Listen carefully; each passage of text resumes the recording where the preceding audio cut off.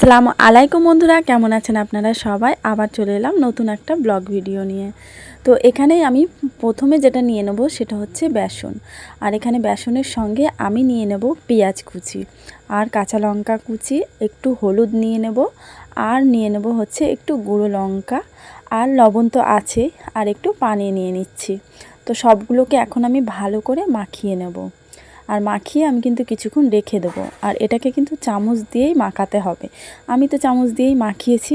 তারপরে অল্প একটু পানি দিতে হবে, আবার একটু বেসন দিতে হবে, দিয়ে ওটাকে একটু পাতলা করে নিতে হবে। তারপরে একটা বাটির মধ্যে একটু মুড়ি নিয়ে নেব, আর মুড়ির মধ্যে এবারে আমি যেটা বাটারটা মাখিয়েছিলাম সেটা কিন্তু ঢেলে দেবো। ঢেলে তারপরে এটাকে ভালো করে মাখিয়ে নেব। মাখিয়ে গোল গোল আকারে যেরকম চপ হয় সেই চপের শেপ আকারে আমি কিন্তু এগুলোকে করে নেব। তারপরে গরম গরম তেলে এগুলোকে ভেজে নেব।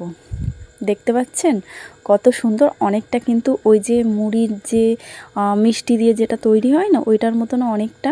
তো যাই হোক, এবার এগুলো কিন্তু হালকা ওভেনে হালকা আঁচে ভেজে নিতে হবে। আর বেশ লাল লাল মতো কালার আসলে, ব্রাউন ব্রাউন কালার আসলে দেখতে বেশ ভালো লাগছে, খুব সুন্দর লাগছে। আর এটা খেতেও কিন্তু খুব টেস্টি আর খুব দারুণ।